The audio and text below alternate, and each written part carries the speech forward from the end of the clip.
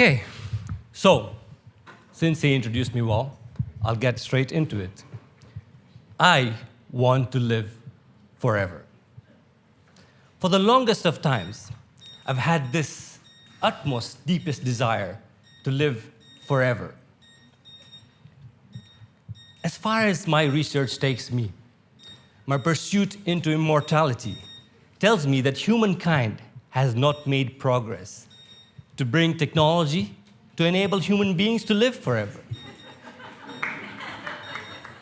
At best. Yeah, I guess so. It's distracting.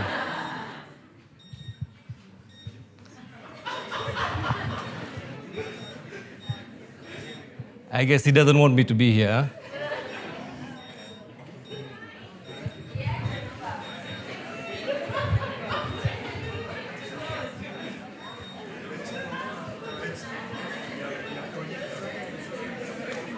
Are you guys okay without the AC? Maybe we can ask him to stop. Yeah.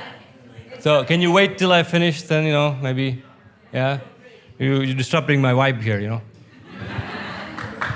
Anyways, thank you.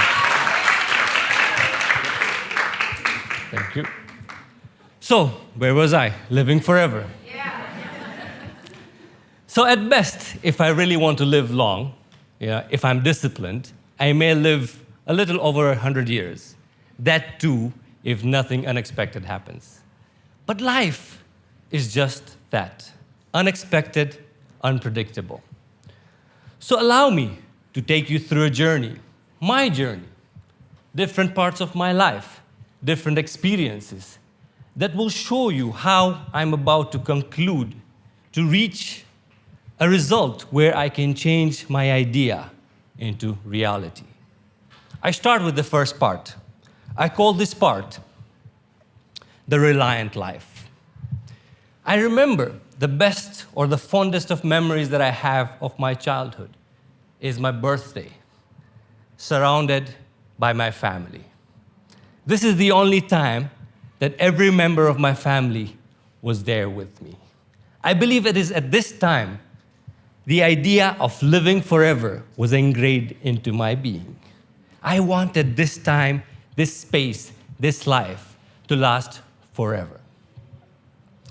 You're really simple back then. You don't want much.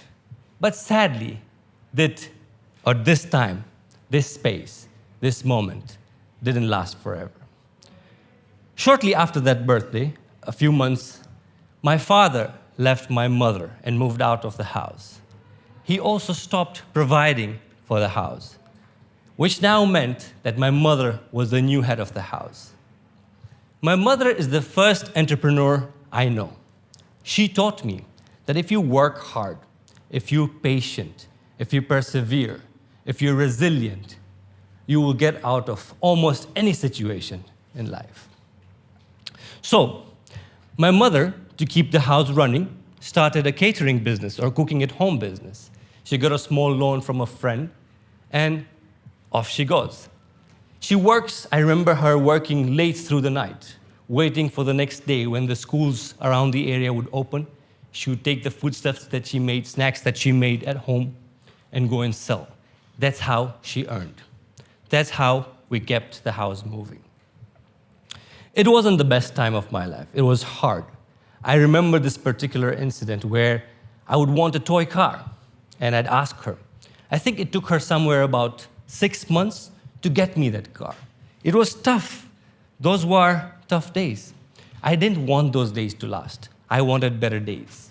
But the positive thing about those days was I still had one of my parents. I had my mom. Sadly, that didn't last. A few years into that life, my mother was diagnosed with mouth cancer. And before I turned 9, she passed away. There goes my life again, changes. I couldn't understand why this was happening to me. I didn't know what the next phase of my life would bring to me. So this brought to me what I call the next phase of my life, which is the semi-reliant life. This is me trying to grow up. As life moves on, my siblings, my aunts, and my cousins were kind enough to care for me. I used to live for the next 10 years after my mom passed away. I went from house to house because I didn't have guardians. As my siblings did better in their lives, you don't want to start there again?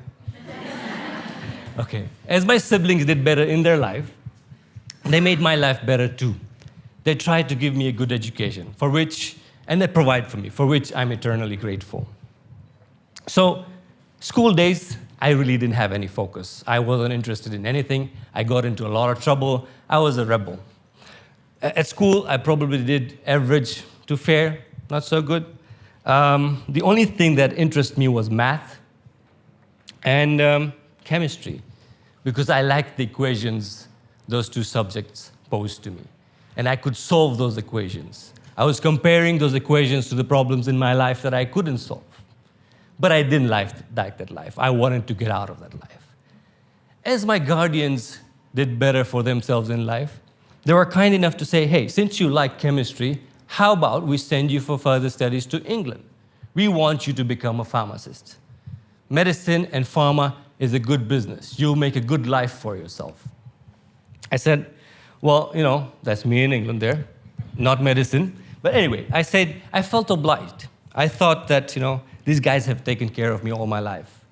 What could go wrong? Besides, I'm going into a new country, a new place, hopefully a better life. So I said yes, and I moved on. A few months into my higher studies, I realized, this pharmacy plan, I wish I can't need your money. Because I hate medicine. I don't know about you, I don't like medicine. And to be in a room full of them for the rest of my life, siwezi. So, I dropped out. I dropped out because I had very little responsibility, and my guardians or siblings who are paying for my education and my accommodation and related needs. I said, I'm going to go get some part-time jobs, and I promised myself I'm going to explore some new career paths. I was pumped up. Got a job, not bad, at a restaurant, free food. But the only exploration I really did were the various parties at night. That's it. I decided, hey, since everything is taken care of, I have no responsibility. The only thing I really need to work at to conceal the fact from my siblings and my guardians that I was studying. And I really liked that life. I said, I hope that this life lasts forever. I wanted that moment to be forever. Well, that forever took about 2.5 years until my guardians found out that I wasn't. I was bunking university and college. They were spending a lot of money on me. Needless to say, that conversation didn't go too well. I almost got bakoras, but anyway. And I was on the next flight back to Tanzania. Now let's take a pause there while I was on my flight to Tanzania. For the last few years, I had been able to make contact with my father. I understood that he was doing better in his life. He had farming business, he had a bus transportation business, he had some real estate. And on the other hand, my legal guardian, who was my brother, was also doing very well in his life. He had warehousing and used clothing business. None of this interested me. When I got back, clearly, my guardians and my siblings were very upset with me. I was ashamed. I know that I wasted an opportunity, not to mention a lot of money, and I was fully responsible for where I was at that time in my life. Now, back in England, although I was supposedly studying, most of my friends were doing something tech-related or were taking a major in computer science. And that was really the introduction for me into tech-related field. That was the introduction for me into IT. And IT fascinated me. So back home now, since I'm back in Tanzania, my siblings tell me, you wasted a lot of time and money, you're coming to work for us. Somehow, I tried my luck and negotiated a 3 to 6 months timeline that I said, hey, can I have this time to go and look out there in the market? Maybe I'll find something. If I don't get that, I will join you guys. So they gave me that time. I remember in 1999, there weren't a lot of technology companies in Tanzania. It was very hard. There were a few, and the demand was already very high. Me, a dropout, not knowing what I want, didn't stand a chance. It was a disappointing time. It was where I was also doubting myself, saying, did I make the right call? Did I really, want to go into technology? Before I gave up, I came across this small ISP that I heard of, had started about a couple of years ago. And I said, hey, what do I have to lose since I've been rejected everywhere? Let me try this. It wasn't easy. It took me 2 weeks to meet the founder, and that took me every day between 6 to 8 hours waiting for him. Once I met him, among the many things that we discussed, I remember this question till date, and he asked me, what do you want to do with your life? And my response was, honestly, I don't know. All I know is I like technology. I want to see where that takes me. Well, this brings me to the third part of my journey. I call this part the independent life. What did this do for me? I got an opportunity to construct and operate Tanzania's first internet cafe. And I enjoyed that. I guess there was also a test from me, from the founder, to see if I was capable enough to work at an IT or tech-filled company business. I enjoyed that because I used to train people. I used to be a cashier. I used to manage a cafe. Hell, I even fagired and made coffee for my customers. So I did that for about 6 months, 8 months, and I liked that. I love the IT fact. I love the technology fact. I love that I was able to give back to people, build solutions for them, empower them. And I went back to the founder, and I said, hey, you know what? How about you give me more to do because I love this life. I think I can do this. I got an entry-level sales position at the internet business side of the company. It was good. Sales was fun. In my experience, I've realized that sales is all about building great relationships and providing a solution for your customers to fulfill their needs. I was one step ahead, I guess. Every time I went to a customer, and if they had a budget of, let's say, $5,000, in my consult with them, I found out that they only need to spend $2,000. That is exactly what I gave them, because it saved them $3,000. It built trust. It built a relationship that they felt comfortable with. That gave me a lot of follow-up business. For many years into the future, these customers called back at me for more business.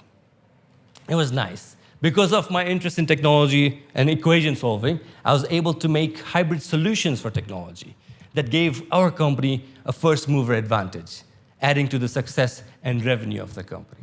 This went on for a few years. Again, I said, hey, this is a good life. I like this life. I want more of it. I went back to the management and said, I want to do more. This time, I got an opportunity to work at the tech side of things. This allowed me to understand the networks. This allowed me to understand technology. This allowed me to understand how do I use my combined knowledge and experience and impact people in Tanzania.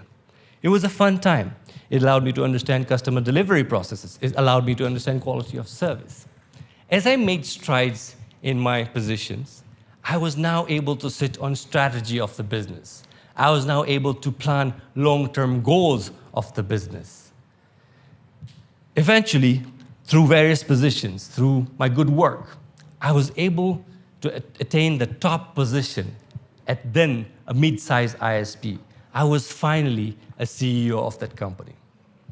10 years from then, after I became the CEO, I, together with my team, turned the company from a mid-sized internet service provider to one of the largest enterprises, corporate company that would deal with some of the many top 500 companies in Tanzania. It went out to affect a lot of individual and business lives across Tanzania and quite possibly Africa. Our success and hard work attracted a lot of international firms to work with us. It also attracted Africa's largest telecom player to buy us out. So how did I do all this? How did I manage all this? For 20 years, I dropped out, but I followed my passion for technology, for IT, and for developing people. At the back of my mind, I always had my underlying goal of living forever. So, at the turn of this year, I was the CEO of quite possibly the greatest broadband company in Tanzania, if not East Africa. I had a great team, I had success, I had recognition, I had a good life. And so I asked myself, Aashiq, do you want this to last forever? Can this now be forever? It took me some time. It took me weeks, I remember. And the answer that I came up with was no. I wouldn't be able to do this forever. So earlier this year, after 20 years in this company, after numerous lessons, recognition, success, memories, I exited from this great broadband company. Because I remember hearing wise men say, if you want to live forever, good stories stand the test of time. So I said to myself, I want to be a great story. I don't want to be good, but I want to be a great story. So you ask me, how am I going to be a great story after I gave up, I guess, the highlight of my professional career? So I'm on a quest to find 10 people with 10 business ideas, with 10 passions, and invest in those people financially, with my experience, with my expertise, with my time, to turn those ideas into great companies. Each of those great companies will have a story of its own, which I will be part of. So ladies and gentlemen, that's how I intend to be living forever. You can do if you become a great story. Thank you.